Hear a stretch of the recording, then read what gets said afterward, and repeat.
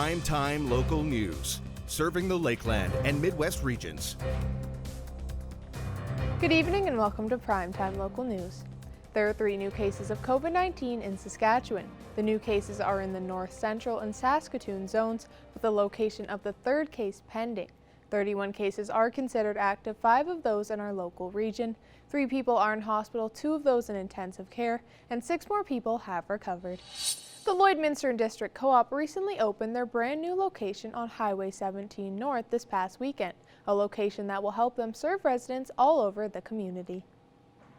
The Lloydminster District Co-op announced the plans for the new location last September. The community input is what helped the co-op decide where to build. The great thing about being a cooperative is that our membership does have a voice. And at a lot of our previous AGMs and certainly out in the community, we've heard from our membership that they were looking for a location on the north end. Certainly to serve our northern communities, but as well as the lake traffic. 50 new jobs were created for the community with the opening of the new gas bar.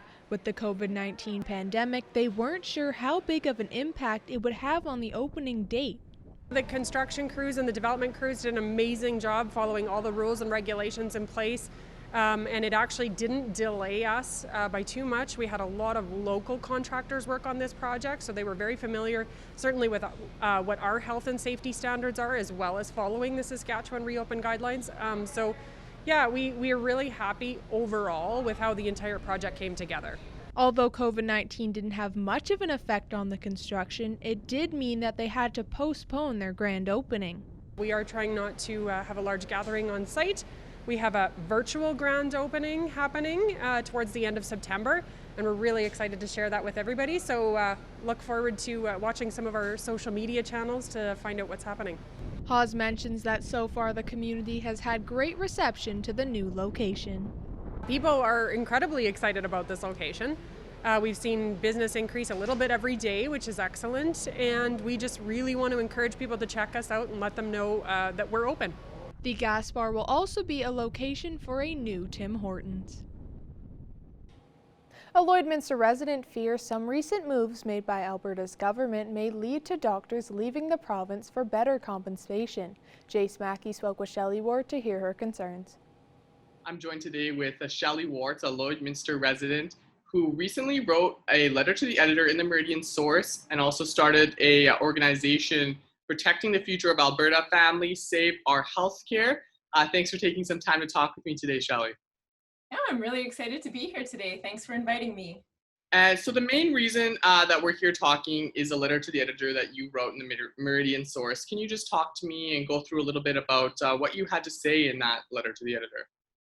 I wanted to offer my support and gratitude to Alberta physicians during the pandemic, and I wanted to talk about Bill 30, which is the Health Amendment Act, and also UCP's treatment of Alberta physicians right now.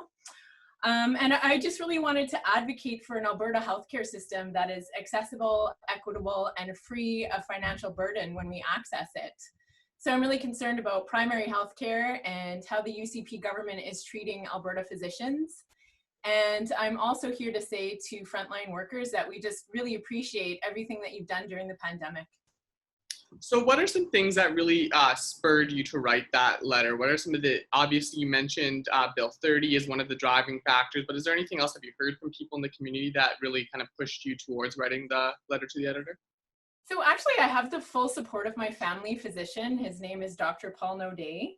And he actually gave me consent to quote him today in this interview. So he stated that the cornerstone of a good healthcare system is exactly what Alberta tried to do, to have a strong primary healthcare system accessed through family physicians, but this is at risk of being destroyed by the UCP government. He goes on to state that we, so myself as a patient and the public, have an important role to play in advocating for family physicians and primary healthcare. He states, the power lies in mobilizing the public. To be honest with you as physicians, we only are as powerful as the public support we have. The challenge right now is that the UCP is making a lot of family physician practices non-viable, and those physicians may leave as their qualifications are transportable. I understand from a friend of mine in a different community that BC recruiters have had a lot of interest from Alberta physicians looking to relocate. In the end, the people will be affected the most is the Alberta public. So I actually had a conversation with my family physician when I went to go visit him about 2 weeks ago to access some medical care for my daughter. And we started to talk about what was happening politically, and it was very concerning to me. And I started to investigate it online and do some research. So then I actually, the Alberta Medical Association has a mailing list, and it's patientvoices.ca. So you can join that, and you can become more aware of what's happening. And, they really advocate that you contact your local MLA. So that's what I did. So on August 21st, I emailed the Lloydminster, Vermilion and Wainwright MLA, Mr. Garth Rosewell, about my concerns regarding Bill 30, the Health Statuses Amendment Act, and UCP's refusal to collaborate with Alberta physicians. So he went on to state that the constituents contacting me with regard to provisions in Bill 30 has, since its passing a month ago, been negligible. The few emails I've received were, again, generic in nature. As such, I have not had to meet with any constituents thus far. So of course that's alarming to me, because I'm hearing from my family physician how there's going to be a mass exodus, and family physicians are looking at BC as a possible place to relocate. And then, I was thinking, well, if the response has been negligible, then we should be better at informing the public on what's happening.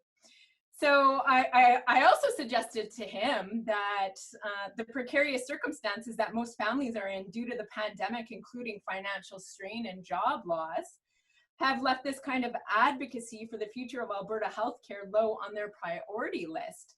So I suggested he host an online public forum so that the constituents from Vermilion, Wainwright, and Lloydminster can voice their concerns from the comfort of their own homes. And we can have an open discussion about what's happening with the Alberta healthcare system. What would you like, so you had the conversation with Mr. Rosewell. What would you like to see as kind of next steps? I know you started this Facebook page and you wrote the op-ed. So if I had some next steps, I would say definitely we need to contact our MLA and have an open forum and a discussion about this. And then I really wanted to have a Facebook page and just talk about the truth of the matter and what's really happening with the UCP and their alienation of family physicians. And then also I wanted to have local physicians share their own perspectives. So that's what we're going to do on Thursday. I actually have a physician from Wainwright who I'm going to have a chat with and edit a video and then put it up on the Facebook group. And then, I guess I just want the public to have a discussion and to be active citizens in democracy and make sure that their voices are heard. Don't just complain about this and let it go. I want you to contact our MLA. I want you to send out letters. I want you to make phone calls. And I want to make sure that you understand what's happening with Alberta's healthcare system. And so I guess, the other thing is I just really wanted to support my own family physician because he's such an amazing doctor. And he's really trying to do what's right. And I think all family physicians are, which is, they're advocating on behalf of their patients. Thanks for taking some time to talk with me today. For people who are interested in looking at your Facebook page, where can people find that? First off, you can email me if that's easier for you. And my email is saveourhealthcareab@gmail.com. And then my Facebook page is Protecting the Future of Alberta Families, Save Our Healthcare. And so it's Save Our Healthcare AB. Well, thanks for taking some time to talk with me today, and I hope you have a good rest of your day. Yeah, thank you so much.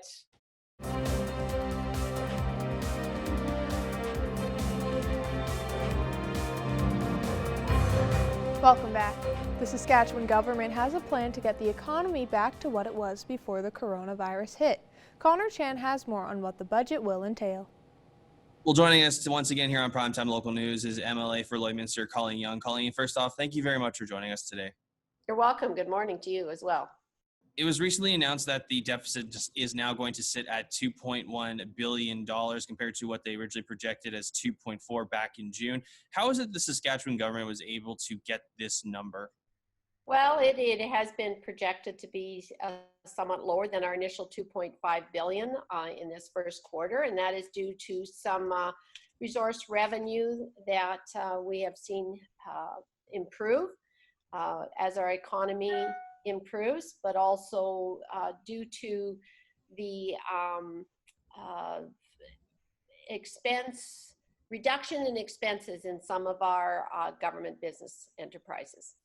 One of the things that Finance Minister Donna Harpower says was that there will be a decreased deficit over the next 5 years, and of course a plan to get the economy back on track in 2024. So what are some of the things that need to happen between now and in 5 years from now to get the economy back to where it was?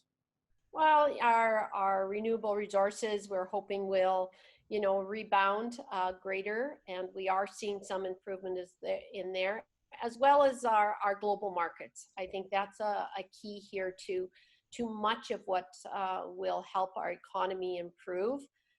This pandemic has shut much of that down, whether it's in our agriculture sector or in our oil and gas sector, or some of those other global markets that we have.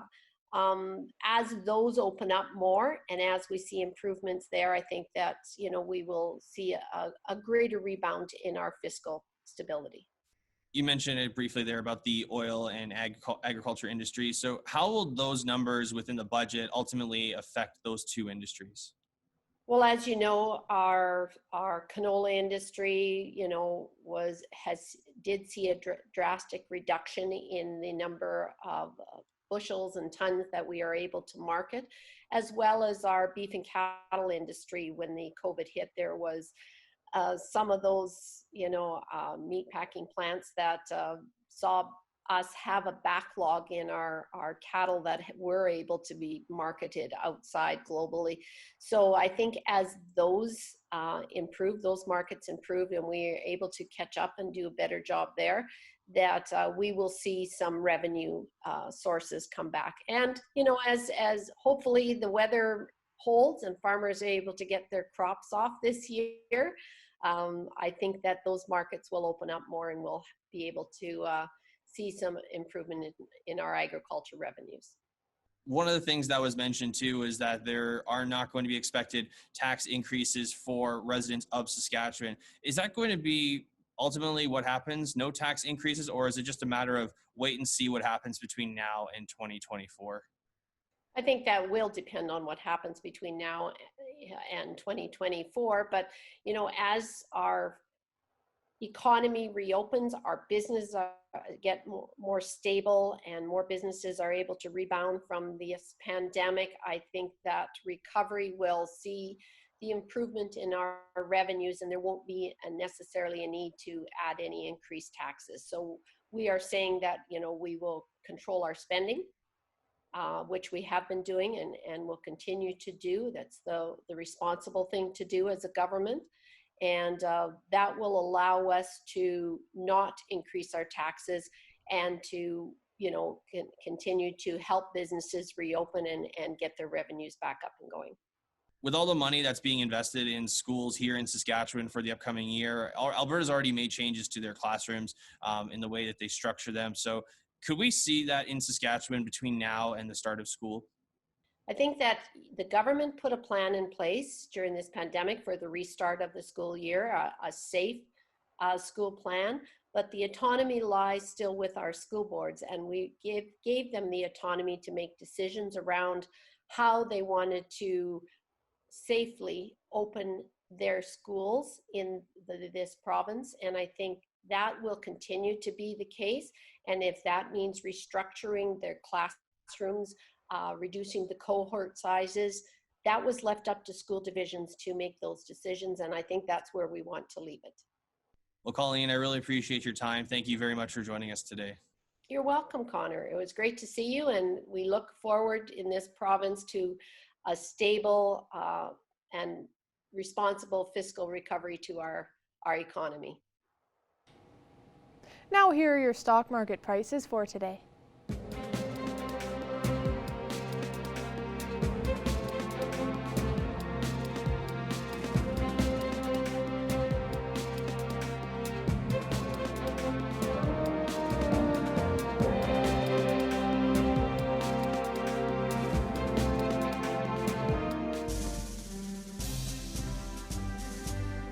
Today's oil prices are brought to you by First General Services.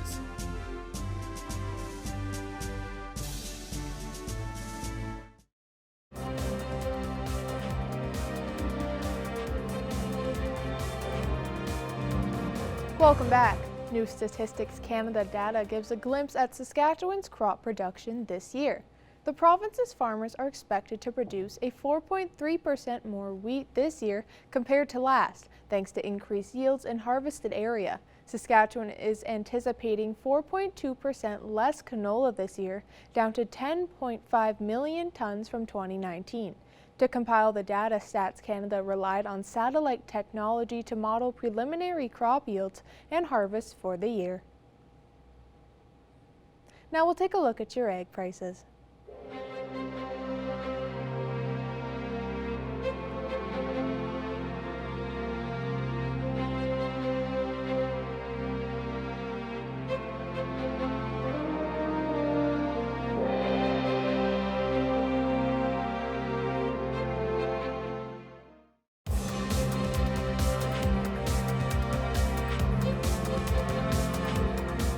The Lloydminster Bobcats have made some big waves in the AJHL trade front.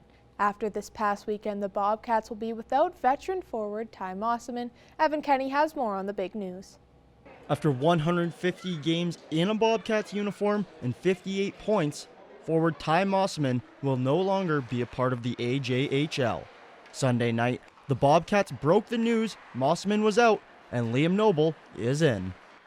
Mosley was a really good player. He got a lot of opportunity last year with our group, and you know, it was just one of those things that you know, a good kid, but I think it was just the necessary steps for us as a staff here and for our organization to move forward and move forward by moving him. Born just down the road in Edam, Mossman was one of only 2 returning players to last year's team. The former number 27 was a key piece in the Bobcats' recent change of culture.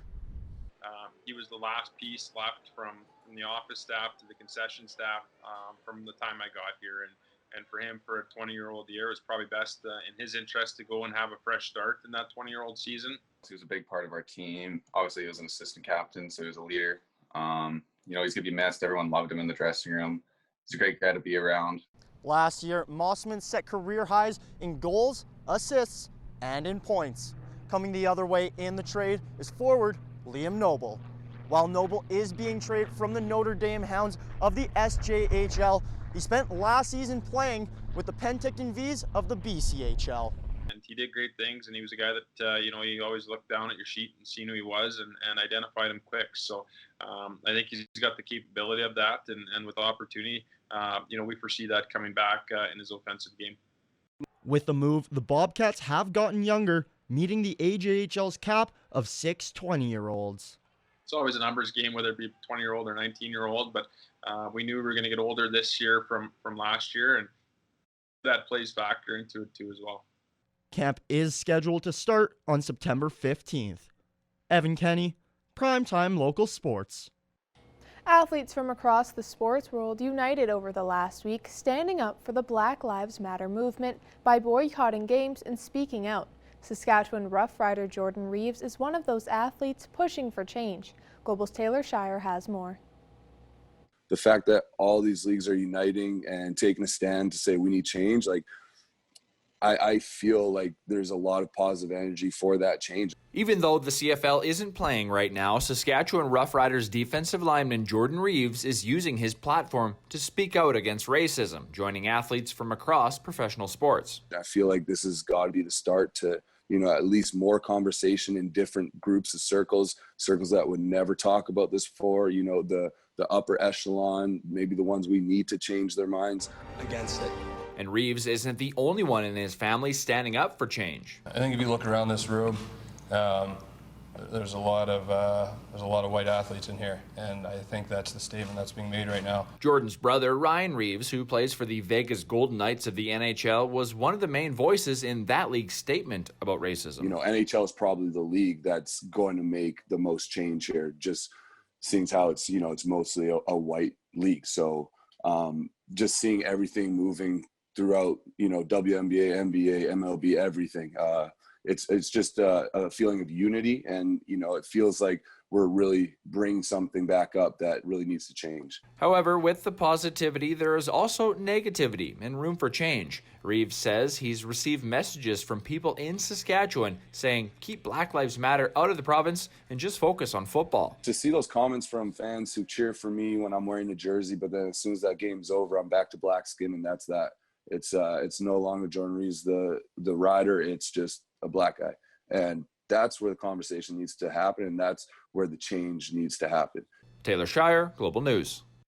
Now our Connor Chan will take a look at your weather forecast.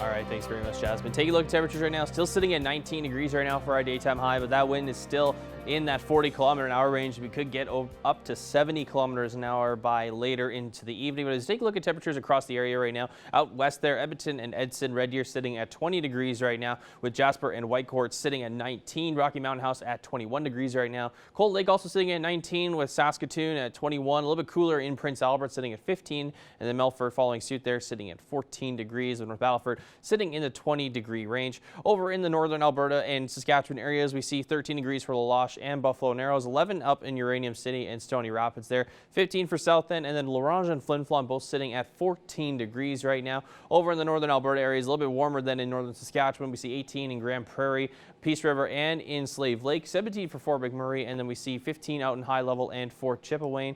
As we take a look into southern Alberta and Saskatchewan right now, 27 degrees for Lethbridge, 25 for Medicine Hat, and then 22 for Calgary, and then 21 degrees out in Banff, with 20 degrees for Coronation. As we look into southern Saskatchewan right now, 21 in Swift Current, with 23 degrees in both Moose Jaw and Estevan. Regina also sitting at 21 degrees as well, with Yorkton sitting at 18 degrees, and then Kindersley right now sitting at 22.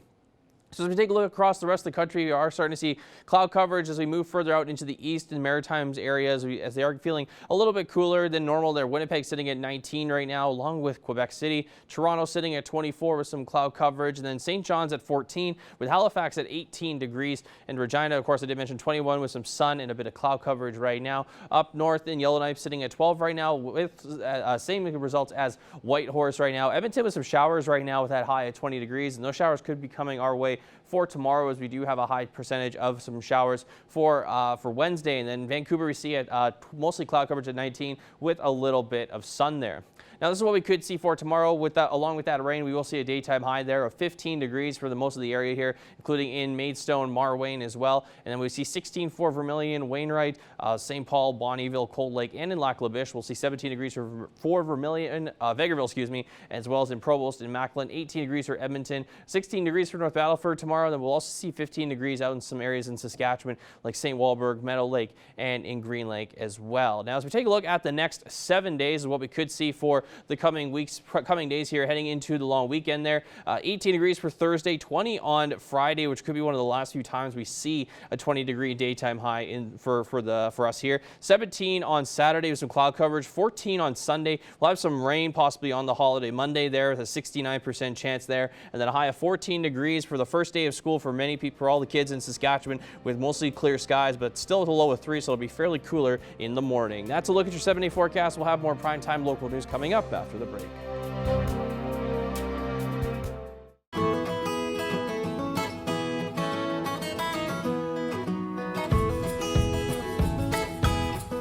Welcome back, everybody. We're back for another edition of Pet Project this week.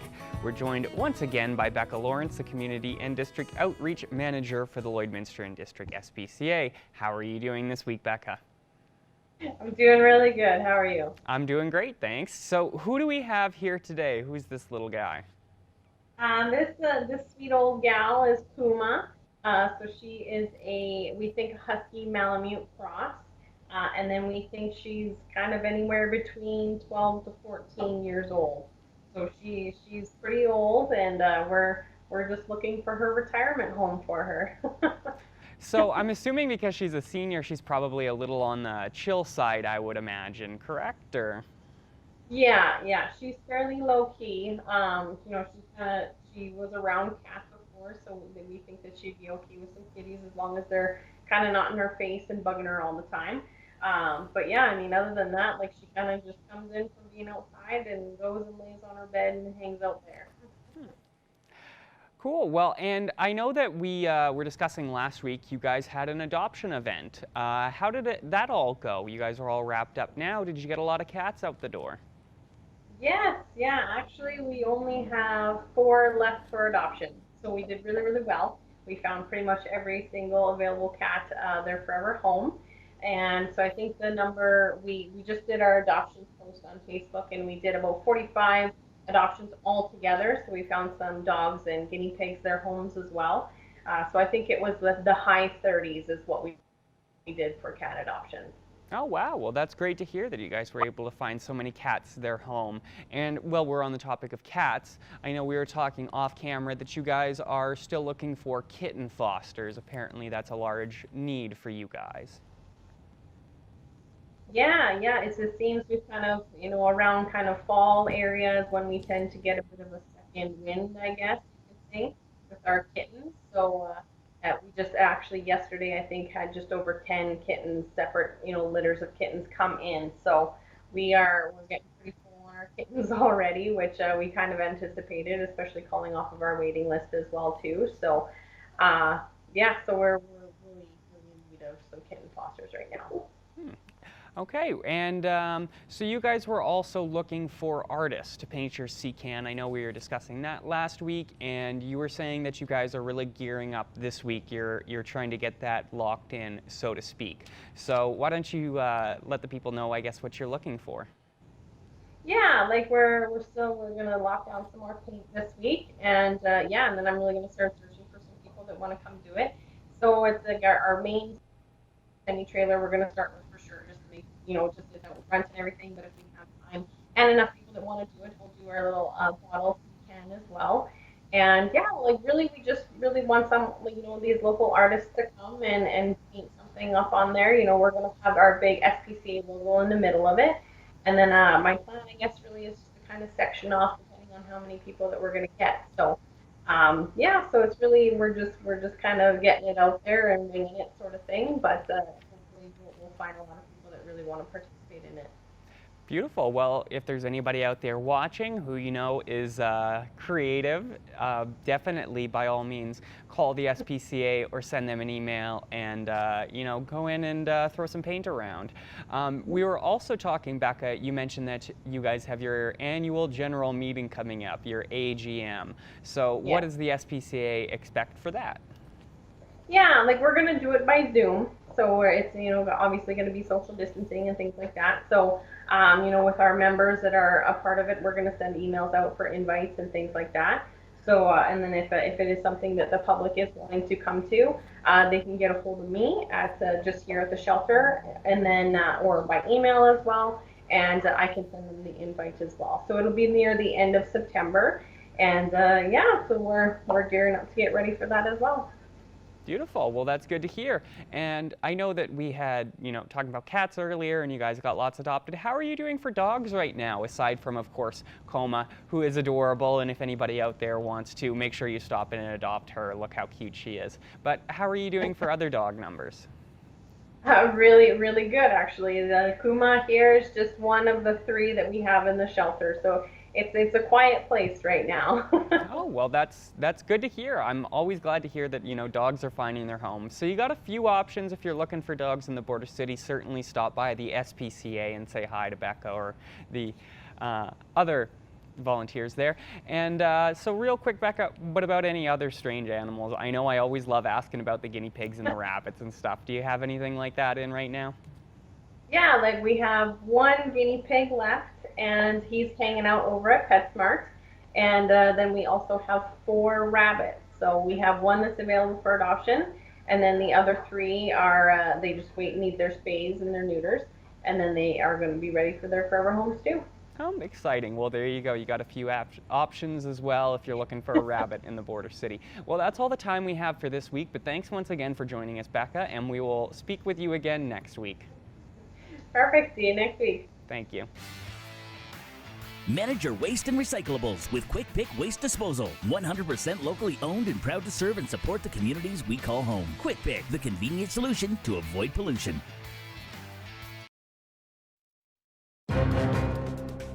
Furniture set and design supplied by Furniture Gallery and Furniture House, downtown Lloydminster. I'm speaking with the co-owners of Ajhl Harley-Davidson, Clint and Beatrice Rab. How are you both today? Well, we're doing good. Weather's not too bad out there finally, and so that's good. Exactly. After being in Lloydminster for over 10 years, the shop is coming to an end. Why have you decided to close now? Well, you know, we hadn't decided to close. It was some restructuring, and you know, that Harley Davidson's doing, and so it put us in a situation where we kind of had to mutually agree with them to terminate the operation or enter a partnership with them, and that's kind of where we're at. And how does it feel to leave Lloydminster after serving so many customers? Well, it's quite frustrating because we've worked very hard over the years and been a big part of the community, and then to be put in a position where, you know, that's, you know, we will no longer be able to do that. You know, it is very disappointing for us, and you know, because a lot of our customers are friends, and we're, for the most part, we're gonna, you know, miss seeing them on a regular basis. And has the location here always received lots of support over the decade you've been here? Well, when we were in the location south, when things were busy from 2010 to the end of 2014, we were extremely busy. There's, you know, it was sold a tremendous amount of bikes, and we couldn't keep up. So the idea was to move to this location and invest in this building, and you know, the renovation of this building, and get over here to service everything better, or service everybody better, and obviously sell more bikes and parts. And unfortunately, in the beginning of 2015, when we moved here, you know, we had the political change, and oil prices change, and everything just started going downhill from there. So we didn't see the type of increases we would have liked to see, but you know, we've been here for the last 5 years, and managed to get by every year. So this was very frustrating to see now. And it's funny because January was probably our best January that we've had in 5-6 years. Bunch of deposits on bikes, everything was rolling really hard. And it's funny, media seems to, we found over the years, media seems to play a big part in how business and outlook is for customers. And January, everything was looking good. And then February, we started protesters, and, you know, the oil prices and everything else. And now we're into COVID, and you know, so it was looking as a fairly dismal year. But it's unfortunate that we had to end it this way, because we would have liked to, you know, continue on. Now, Harley even stopped producing motorcycles. They've done some parts changes, you know, which hurt us quite a bit, because we weren't getting parts on a regular schedule through last winter. And just when they get that worked out, like I said, the COVID hit, and now the 2020 motorcycles that we should have had in August, they're not even planned for being in production until January, February, which of course isn't going to matter to us anymore now that we're going to be out of the Harley Davidson business in October 31st. And do you, as co-owners of the shop, do you have a future plan for the company now that you're leaving? It's too soon to tell what's going to happen. We really don't know. We're just trying to get through the next 2 months. I mean, there's so much up in the air there, you know, for us. We went to take a business that has been running this long, and all of a sudden dismantle it in such a short amount of time. I mean, there's parts, there's clothing, there's motorcycles, there's tools, there's benches, and you know, all the money we spent 5 years ago getting this place up and running, everything we bought and put into it. Now we got to start figuring how we're going to dismantle and get rid of it. So we're very busy trying to figure what we're going to do, and whether a person wants to stay in this line of work, or whether, you know, go into something completely different, or, you know, it's just too soon to really say what's going to happen. Mm-hmm. And you were saying earlier how close you guys have gotten with your loyal customers, and you've made lots of friends. Have they been very understanding with this and shown lots of support so far? Yes, oh, absolutely. If you look at, well, I mean, you just need to go on our Facebook page where we made the announcement and take a look and see all the people that are, you know, sorry to see it go. And I mean, a lot of our customers, you know, really truly are our friends. They've been great people and they've supported us. And there is a lot of outrage because now they're looking at where are you going to go for service work? And now you're, you know, 2.5 hours either way just to get your bike serviced or for parts or for warranty work. And it's unfortunately, it's going to leave a big gap in the motorcycle industry here, because we look, you know, lots of times we would work on, you know, tires for different brands. We do, you know, Hondas and Kawasaki's and Victories, and we did everything here, you know, and I mean, it wasn't our main focus, but, you know, if a guy was traveling through and it was a problem or you know, local people were bringing in tires and rims, you know, we'd you know, put tires on for them. So that right in Lloyd is at this point, you know, as of end October, you know, could possibly be gone. So we're just trying to figure what's the best strategy to move forward and see if it's something that we, you know, that the person wants to continue on, or whether just you know, let somebody else do it, sort of thing, right? Well, thank you both for joining us again today, and I'm really sorry to hear about all this. So best of luck in the future. Okay, well, thank you very much. Thank you. Thanks for joining us on Primetime Local News. Have a great night.